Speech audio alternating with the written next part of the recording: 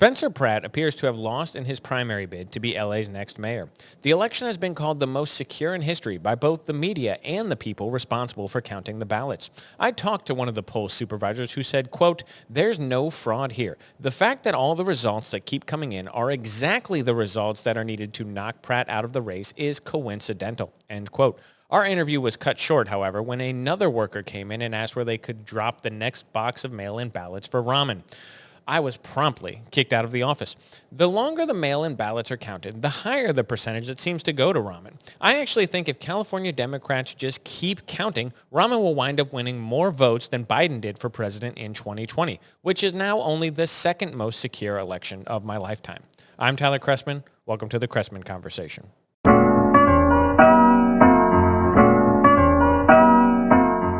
Okay, hello, welcome in, people. I have three topics we're going to get into this week. We're going to talk about this stolen LA election. Yes, I'm using that word advisedly. I believe I'm going to show some things. Again, I have no hard data, but I'm going to show a couple things that I find incredibly troubling. We're going to talk about it. Excuse me. Oh, my gosh.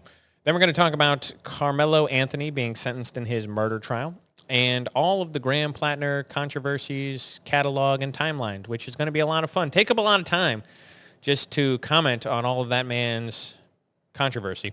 But before we get into that, let's go with our favorite comment from last week. It comes from Jan, one of our favorite listeners here. Said, quote, "Is there a difference? They are different things. They're not the same thing. It's a simple concept taught on Sesame Street. One of these things is not like the others." End quote. That is exactly right. Obviously, talking about the comparisons, not me, that I was commenting on, the people who were talking about this stabbing of Henry Novak and George Floyd, making all these comparisons that are ridiculous, and we don't have to go through all the reasons why they're ridiculous. But yes, obviously, they are not the same thing, despite what people want to say. They are different things. They cannot violate the law of non-contradiction. They cannot be the same thing because they are different things. Thank you, Sesame Street, for teaching us that. Anyway, thank you for the comment. I always appreciate it. Let's get right into, because I got a lot of things. Got a lot of things to talk about. Actually, before we do that, I want to make a note here. Currently, I am in St. Louis. It's very hot. It is 8:52 in the morning. It is very hot. There is a problem with one of the cooling towers on the roof of my building, so the air is not getting cold. It's 78 degrees in my condo right now, and I'm wearing a jacket for you people. I want you to know that. This is a sacrifice. It is hot. I got this fan kicking overhead. It's basically creating a tornado. I'm hoping it doesn't get too much in the mic. But it is ridiculously hot. I might have to lose this jacket or I'm going to start sweating. It's not good. It's all hot under here right now. That's all I'm saying. It's very, very hot. Let's get right into topic one, the stolen LA election. We did an episode last 2 weeks, 3 weeks ago, I don't know, a couple episodes maybe on Spencer Pratt. We've talked about him. You know who he is. He's running for mayor of LA. He's put out some interesting stuff. He's never going to win this election. Okay? I have no belief at all that Spencer Pratt was a viable candidate to, as a Republican, win in LA. However, he seemed like he was going to be in the running for the way their primary works there is I don't know if they call it a jungle primary, something like that, an open primary. The top two candidates get to advance to the general election, and there's no party. So your top two candidates, regardless in California, you get to run. So it could be two Democrats, it could be two Republicans, it could be one or the other. It seemed like it was going to be Karen Bass and Spencer Pratt. The primary was this last week, and I want to show you some results. Okay, I got a couple charts here. We're gonna, you know me, I like charts. So let's take a look at these charts, and you can tell me what you think, and then we can talk about why this is the most secure election ever, you election deniers. How dare you? Oh, hello. There's me. Look at me. Okay. So these are some reposts I had on X that I just want to talk about. This one is the mail-in ballots that arrived before Election Day. You have Bass was getting 38.1% of the vote. Pratt was getting 27.9% of the vote. And Rahman was getting 20% of the vote. These are the mail-in ballots that were mailed in before the election day. The mail-ins that arrived after election day, you have Rahman went up 30 to 37%, which is a 17% surge. Bass went 34.9%. She actually had a 3% drop. And Pratt went to 19%, which is a 9% drop. So think about this for a second. and then before we even get into that, let's look at this one. You can see this chart as well. So these are the percentage of vote on the left here, and the time since election day is on the bottom here. So when you're looking at this chart, you see that Bass is here at the top, the blue line. She was getting 36%. It dropped a little bit, and then it stayed fairly consistent. Okay, so she's been getting about 35% of the vote basically the whole time since election night. Election night's here. Her vote has stayed consistent. Well, what do you notice, which is interesting? Spencer Pratt was getting 30%. Then he dipped down a little less than 30%. Then almost 28%. Then down to 27%. Then almost down to 26%. Meanwhile, Rahman was getting 18%, somewhere around there. Then it went up. Up to 24. Then up to 25. Then up to 26. And then up just enough to pass Spencer Pratt. Why is it? Okay, so they say these things. Here's something that you have to explain to me. The explanation that I've heard for charts like this, well, obviously, the Democrats vote by mail more than the Republicans. So as we count mail-in ballots, the Democrats are going to get more of the vote. That makes sense. That makes sense to me. That makes absolute sense. Democrats vote by mail more than Republicans. Okay, that's fine. I accept that. Why is it that the Democrats in Los Angeles only seem to vote more for Rahman by mail and not Karen Bass? We're saying the Democrats vote more by mail. That's fine. Well, why is it that only one of the candidates, and the one candidate who needed to knock Spencer Pratt out, seems to be getting more of a percentage of the vote? Again, let's talk about these numbers. Why would the mail-in ballots favor one Democrat who's not the favorite over the other Democrat who is the favorite? Explain to me why it is that one of these, it had a 17% surge. Now, by the way, when you look at Rahman, before Election Day, she was receiving 20% and then goes to 37%. They say, oh my gosh, 17% surge. No, guys. That's not how percentages work. This is not true. It's not a 17% surge. It is like an 87% surge for her because she almost doubled the amount of votes that she was getting after Election Day. That doesn't make any sense. It is not statistically likely that all of a sudden she went from 20 to 37%. Again, round this up. Let's go to 40. She would receive 100% more votes after Election Day than she did on Election Day. What are the odds of that? Especially when she needed to do that to pass Spencer Pratt so that she could make it to the general. Again, look at this chart. Tell me, explain this chart to me. Explain it like I'm 5. This lady stays the same. Her percentages, it dips slightly, but within the realm of possibilities. She starts high. She barely drops, maybe a percentage, maybe. But it's basically consistent. About a third of the people are voting for Karen Bass. A little bit more than a third of the people. Explain to me this shift, like I'm 5, and make it make sense. The Democrats vote more by mail doesn't work because Karen Bass is a Democrat. She's also the incumbent. Why does she not get more votes? Why are her totals not going up? Why is it that only Spencer Pratt loses votes and it's just enough? It's just enough for Rahman to pass him. Explain it to me.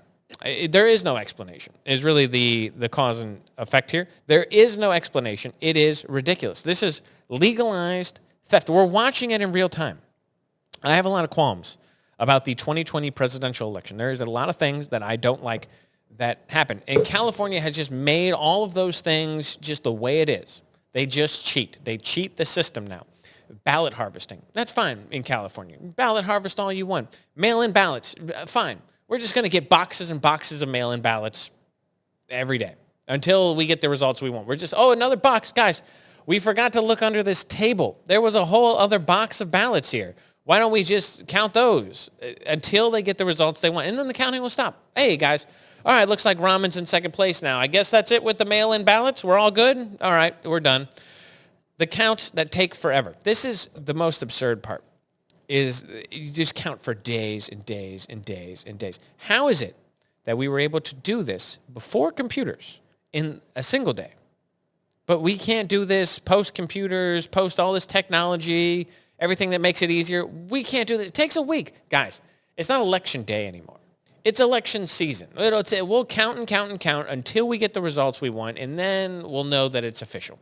No, this is ridiculous. This is fraud. Again, I have gone over this. Mail-in balloting is the worst thing that can happen to this democracy. It really is, because all it is, it undermines trust in the system. It's the same thing with voter ID. Voter ID just instills trust in the system. Let me grant you, for any of my progressive or Democrat friends who I argue with about this all the time, let me just grant you something. Let's say, for example, that we know voter fraud doesn't happen, or it's such a small-scale problem that it never has affected an election ever. We know that's not true, but let's just pretend. Let's pretend that that's the case. If half of the country believes that voter integrity is a problem, that the system itself is broken, that it's ripe with fraud and corruption and outright abuse, if they believe this, we don't have a democratic republic anymore. If they don't trust the system to reflect their voice, then the entire system is in jeopardy. So even if you believe voter integrity, voter fraud, none of this stuff exists, you have a duty to pretend that it does and help secure the system so that there can't be any fraud. There cannot be any cheating, and to ensure trust in the system. You should just do that because it costs you nothing. It doesn't cost you anything to say, all right, yes, let's just do this. Let's make sure. Voter ID costs nothing. It doesn't cost you anything to say yes, and everyone feels better about it. Okay, good. We know that everyone who votes has an ID. Hey, that's great. The same thing is true with this counting and counting and counting for weeks and weeks and weeks. This is ridiculous. And it shouldn't happen. And mail-in balloting, it shouldn't happen, period. I am of the opinion, if you can't make time once or twice a year, once a year to go vote, then you shouldn't vote. If you can't take a day out of your time and just go vote in an election, if it doesn't mean that much to you, then don't vote. You don't need to have a mail-in ballot. Mail-in ballots shouldn't exist, with the exception of people in the military. I don't think mail-in ballot, or if you're infirmed, you're bedridden, you can't get out, you have some medical condition that prevents you from leaving the house or the hospital. Other than those very, very, very narrow cases, it shouldn't exist. You should not be able to request a ballot and do it from your house. You should have to go and stand in a line and vote. That's if you can't invest that much in the democracy that you want to participate in, then you don't get to do it, or you shouldn't do it, because it's obviously not that important to you. We need to solve this problem. We need to, any Republican who doesn't want to vote for the Save America Act, anyone who doesn't want to vote for voter ID, throw them out of Congress. This should be a litmus test for every Republican. If you do not support voter ID laws, then throw you out of Congress. No funding for you, no discussion, don't care how great you are in every other area. This issue itself is important enough that Republicans need to do something about it. They are not going to have Congress for very much longer. They're just not. They need to force this issue, and every Republican who's not behind it, we need to throw out. We need to get rid of them. Senate, the House, every one of them. If you're not for the Save America Act, if you don't want to get in there and make it so that elections are more secure, then you don't deserve to be in Congress. They're stealing an election in LA right now. Spencer Pratt wasn't going to win in the general. They don't need to do this. But another 5 months of him talking about the failures of Democrats in California, they're not liking it. They don't look good. Karen Bass looks like a moron when she has to confront this guy. She can't get on a debate stage with him. He tears her to pieces. He would, because he's right on all the issues. She's a failure as a mayor in Los Angeles. And yet, we're not even going to get to see it, because the only person running against her now is crazier than she is. It makes her look sane. And she's a card-carrying communist. Outrageous. Anyway, this issue is ridiculous. We feel bad for Spencer Pratt. Hopefully they sue and sue and sue and figure out some way. I'm not interested in hearing this no fraud thing. Just because you codified cheating into law doesn't make it good. Mail-in ballots are cheating. They just are. Ballot harvesting is cheating. It just is. You are opening the system up. Every point in the system is a recipe for fraud. Anyone going out and collecting ballots, they can pick and choose which ones to contribute. They can throw some in the trash if they know this guy's a Republican, throw it in the trash.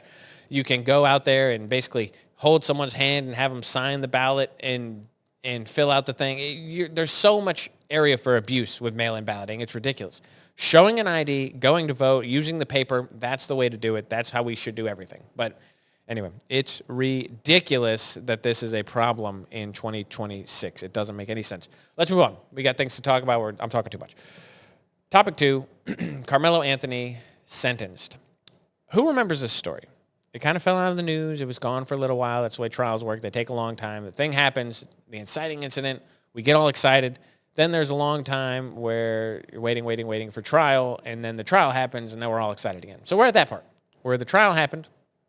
Karmelo Anthony is found guilty of murder, killed Austin Metcalf. He's the one who stabbed the high schooler at the track meet. High schooler stabbed high schooler at the track meet. This story, just a brief recap. Karmelo Anthony's in the wrong tent. He's in the other school's tent. He's asked to leave. He says no. There's apparently some sort of confrontation. A bunch of witnesses testified that he was being aggressive for no reason. He had his hand in his backpack. He was threatening people. They basically asked him to leave. There was some sort of a little bit of missed story. Either Austin Metcalf grabbed him or pushed him. Anyway, then he stabbed him. Stabbed him in the chest, killed him. Karmelo Anthony stabs him in the chest and killed him. Now, here is the part that is ridiculous and gross. Karmelo Anthony, I don't care what you think about this kid. I think he's obviously a sociopath, some sort of a crazy person. What kid is carrying around a knife and stabs someone because they push him? He never hit him, never did anything. There was no fight. There's nothing. Just stabbed him to death. Said he feared for his life. First of all, you coward. You're going to just use self-defense. Oh, I killed him. He was so scary. Grow up, grow a pair, you baby. I'm not going to use bad language even though I want to. It's just, here's the part that was really gross though.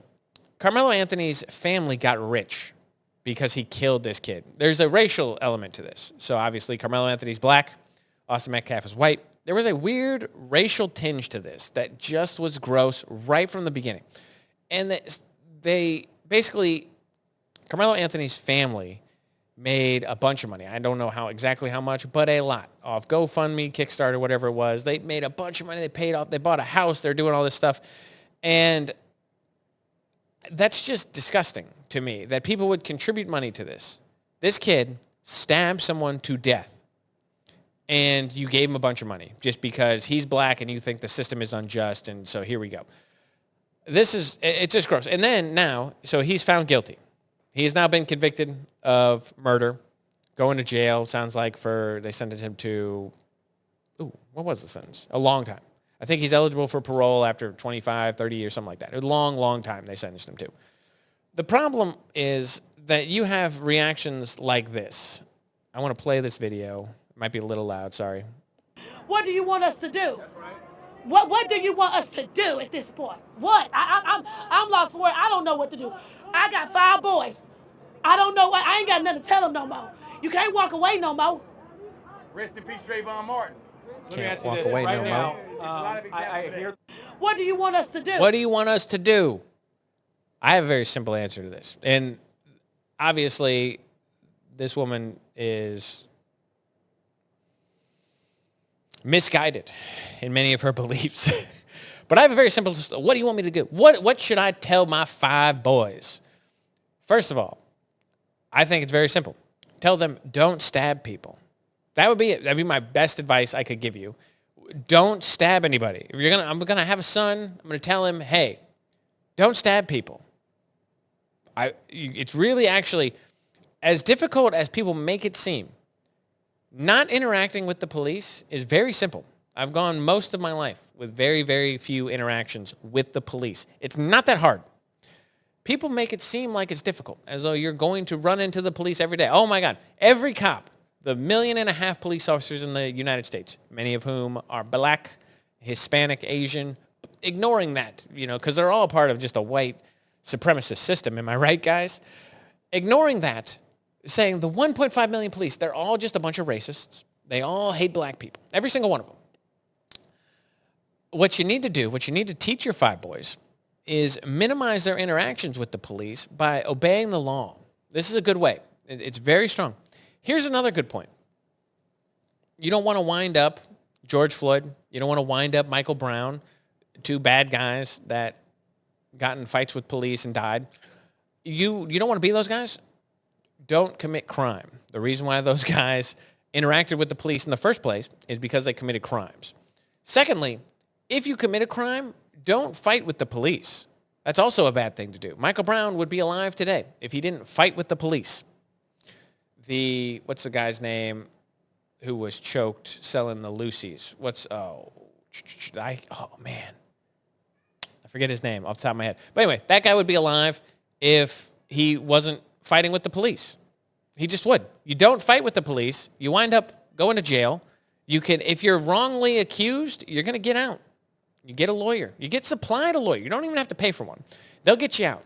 You don't fight with the police. That's a bad thing. But tell them that. Tell them to obey the law. Don't stab people. You're not going to wind up in jail. This is gross to me. It reminds me of, people are making comparisons to the OJ thing. OJ Simpson probably, allegedly, right? I think we still have to say that. I don't know if we do. He killed his ex-wife and that guy, her boyfriend, whoever he was. Killed those people. And then people were like, oh my gosh, you saw the black community rise up and say, well, we got to support OJ. Why? I don't know. Because he's black and they're just trying to get him. He was guilty, guys. He was guilty of the crime. Remember this? Like, he killed somebody. You don't support that guy. It became a joke later. If I did it, he wrote in the book where he basically talks about what would happen if he killed his wife, which he did. And you basically have this reaction where and here's the gross part. Come up here, Winnie. Quit meowing. Okay, whatever. So you have this reaction, and the reaction is the gross part, where you have this feeling. The black community has this feeling, and the feeling basically says, hey, I think that the system has been unjust historically towards black people. Okay. There's some truth to that. Absolutely. Some truth. So but the problem, the mistake that's made is that then every time a black person is accused of something, you jump to their defense. This is not the way to do this. When something bad happens and the police behave unjustly, or there's a guy and you see him being railroaded in court and he turns out he's innocent, I'm on the side of justice. I don't want to see black people go to jail for crimes they don't commit. That's ridiculous. But when the guy, like this kid, it wasn't even a question of did he stab him. He admitted he stabbed him. He stabbed him. He said he was in self-defense. Why? You have a tent full of people who are saying that's not what happened. Not all of them are white, by the way. And you have a tent full of people saying that. And you're going to make this kid's family rich because you think the system has been unjust against him. He stabbed an unarmed teenager with a knife that he brought with him. For what purpose other than to stab someone? That knife is there for his protection from what? You're at a high school track meet. Now, I get it. I carry a gun with me most places I go. I know how to fight. I'm pretty good at it. And I carry a pistol. So I'm not for people not acting in self-defense. The number one rule of acting in self-defense is not to engage with people. I'm not going to get in a fight with somebody. This is going to sound ridiculous when I say this, and you're going to be like, Kyle, why are you so cocky? This is true. I could probably kick ass the overwhelming majority of the people I meet in life. Like, I know you guys are watching me and I talk about politics and I write, but I got hands, all right? And I can grapple. I'm just saying, I can fight. Your boy can fight. I never want to fight anyone ever, period. This guy carried a knife to a high school track meet in a backpack, got in a verbal confrontation because he was where he shouldn't be, basically reaches in the backpack, holds the knife, and then the second that it escalates, immediately goes to stab someone to death. That's not self-defense, guys. That's not how it works. And you made this guy rich because he's black and because the system historically is unjust. But you can't make a martyr out of everyone. This guy's a terrible martyr. That woman in the street, what do I tell my boys? Don't stab people. Don't do that. Your life is going to be great. You live in the best country ever, the most prosperous place ever to have existed ever, period. You could be anything you want in life. Stay out of the streets. Don't stab somebody to death at a track meet. Your life can be fine. Go to school. Get good grades. Don't knock people up. These little things make your life easier. They make it better. And it's crazy to me that we are at a place where because he's black, people are going to give him money because. I hate it. Race relations were not this bad. When I was in high school, nobody my age, I'm 35, nobody my age talked about race like this. That was an issue that just never occurred to people of my generation. Now I got a bunch of friends who are all in on it. In high school, they weren't. In high school, we didn't care. White, black, it didn't really seem to matter. Nobody my age grew up thinking that it mattered. There was not a bunch of people running around, white, black, this, blah, blah, blah. Nobody cared. We all intermingled. That was the way it was supposed to be. And now, I don't think young kids are like that. Old people are definitely not like that. And now people my age have kind of regressed into this thing where you've retreated back into identity politics in a nasty, ugly way. And I hate it. I do not understand it. I want everyone in the world to succeed. Identity politics, this racialization of politics is not going to be the way to do it. It just creates resentment. It creates this anti-black resentment on the other side that didn't used to exist. I didn't know people my age who were running around super racist. I just didn't. I didn't know a bunch of people in high school. You know, there was no secret club. They weren't nudging you and being like, yeah, black people, am I right? It didn't happen. I didn't see that. Never did.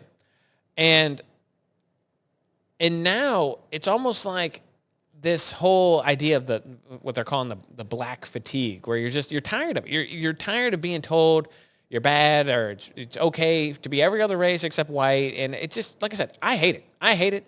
I don't want to belong to some white group. I don't have any interest in being a spokesperson for white people. But when you force somebody into this position, when everyone else is allowed to racialize their politics, you're inevitably going to wind up with a racialization of white politics, and that's ugly. Everywhere it's ever been, that's ugly. I don't want to see that. And I worry that this kind of nonsense, you want to make Karmelo Anthony's family of millionaires because he stabbed a white teenager to death. You're going to have a bunch of white people who look at that now and go, oh, this is what they think. Like, it's okay to kill white people. We'll make your family rich.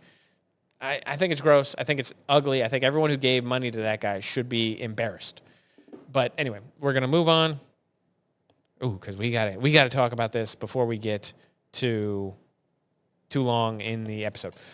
Topic 3, Graham Platner, what the hell? This dude, I'm sure you've heard of him. Because he's in a news story every single day.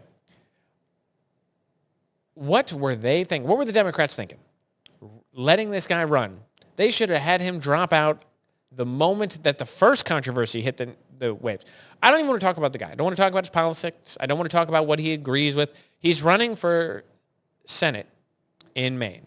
So he would be a senator from Maine, not like the Maine Senate. He would be a senator from Maine. He's a Democrat candidate. He just won the primary, so he's going to be the nominee now. I don't want to say anything about the guy. I just want to list off some of the controversies that have happened over the last 9 or 10 months since this guy has been running. October 2025, the guy's Reddit posts came out, and he had some rather provocative ones. He talked about black people don't tip. He said that sexual assault victims need to have some personal responsibility. Depending on what he said there, people are going to be mad. There might be some overlap between me and him. That might not be the worst thing. They make it seem like he said something bad. I don't know what the exact quote was. So, but black people don't tip and take some responsibility. Okay, all right. You say, all right, that's fine. Just a little Reddit post. Then it came out, hey, the guy had a Nazi tattoo on his chest. The Totenkopf skull. It's an SS symbol. He goes, well, I didn't know. I didn't know it was a Nazi tattoo, guys. I had it covered up when I was thinking about running for Senate. I decided, hey, I probably shouldn't have this Nazi tattoo. I got it all covered up. Okay, so he's got a Nazi tattoo. Fine, I guess. You have a little Nazi tattoo. Everyone makes mistakes. Sure. Everyone gets a Nazi tattoo every now and then on accident. It's fine. How about late April, early May of this year? More Reddit posts they found. He said he can't walk by a porta potty without going inside and pleasuring himself. We're going to keep it PG here. But he says porta potties. He likes to jerk off in them. All right? There's no other way to say it, guys. He's out there jerking off in porta potties. Okay. Weird. Porta potties, not exactly the sexiest thing in the world. I mean, I guess some people, obviously he likes them, but jerking off in porta potties, not really something normal people would do. I think that has something wrong with you. Then the Wall Street Journal and the New York Times come out. They say, hey, turns out this guy's been sexting every woman in a 100-mile radius. There's like a dozen women that have exchanged inappropriate message with him since he's been married, which has been like 2 years.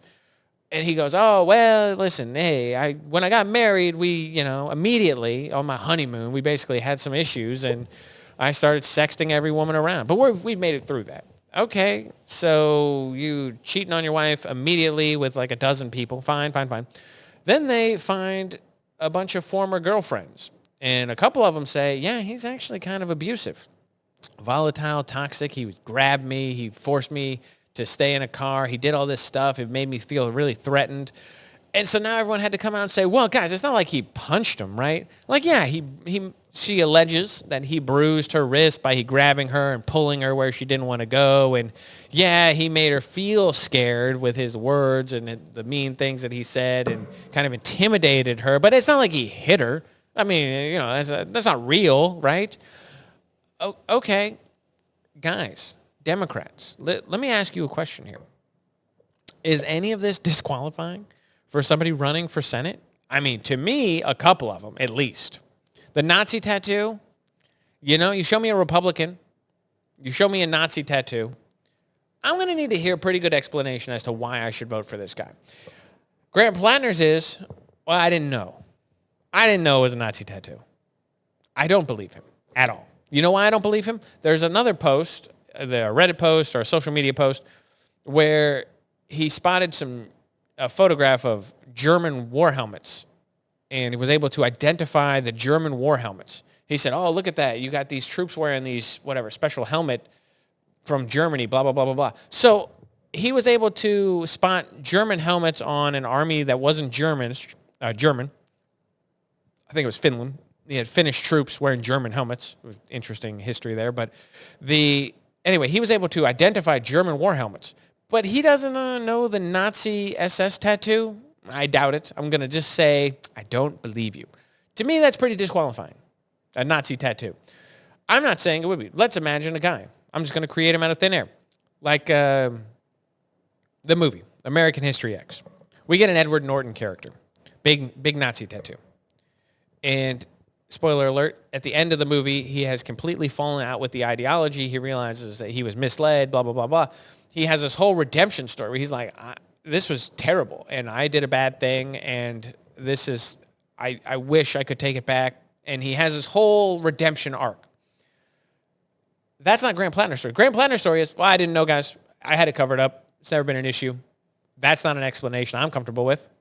That's not so you're saying it's bad to be a Nazi, but yet you're also just saying, I didn't actually know. It's not like it's really what I believe, blah, blah. I noticed that you don't really like the Jews, Graham Platner, and you had a Nazi tattoo. I think it's pretty disqualifying to, listen, everyone's allowed their own kinks. We don't kink shame here on the Chrestman Conversation. You're allowed to do whatever you want. With consenting adults, I don't care. However, if I had a political candidate who was out there jerking it in a porta potty, I think I would probably not vote for that guy. I'm not looking to my politicians to teach me morality, but I'm looking for normalcy, and that one to me is a little strange. It's kind of like I wouldn't vote for a furry if you were out and about furry. Again, I have no problem, whatever you want to do, but if you were wearing your cat suit to a press conference, I'd be like, no, from me, again, no one, live your life, man. I'm not going to vote for you. How about all the women who say he was mean, volatile, cheating on his wife, any of this? One of these things would be disqualified. If this was a Republican, if Graham Platner's adversary in this race, his opponent, had one of these scandals, the media would be, they need to resign. This is terrible. Can you believe it? But this guy, they want to win the Senate. So they're just kind of like, oh, it's fine. You got to ask Chuck Schumer, the most prominent Jew in American politics, the the highest ranking Jewish member of Congress, and you have him sitting there and saying, listen, a Nazi tattoo is not disqualifying, right? Okay, come on now. Ridiculous. Absolutely ridiculous. By the way, Democrats in Maine, you are voting in this race against Susan Collins. It's not like you have some big MAGA Trumper, far-right extremist. Susan Collins might be the most moderate Republican in the Senate, maybe in Congress. She has sparred with Donald Trump plenty. This is the woman who you're like, I'm more comfortable voting for the guy with the Nazi tattoo than Susan Collins. Susan Collins is a Republican. Susan Collins is barely a Republican. She's a Republican, but she's not MAGA. She's not Donald Trump. She's not part of this Republican Party. She's just old school. She's an old school Republican. That's fine. I have nothing against Susan Collins, at least not that I can remember off the top of my head, maybe probably a couple things. But at the same time, like, you know, she's not Donald Trump. This is the woman who's such a threat to your way of life that you're going to vote for the guy with the Nazi tattoo. I don't understand it. It doesn't make any sense to me.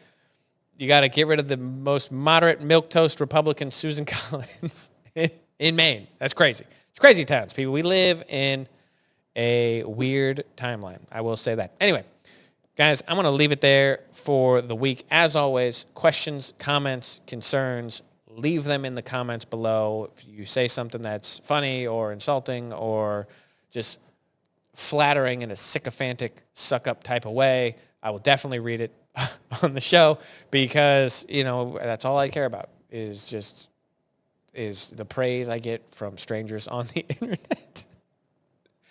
Anyway, we're going to leave it there. I hope you guys have a wonderful week, and I will catch you next Friday.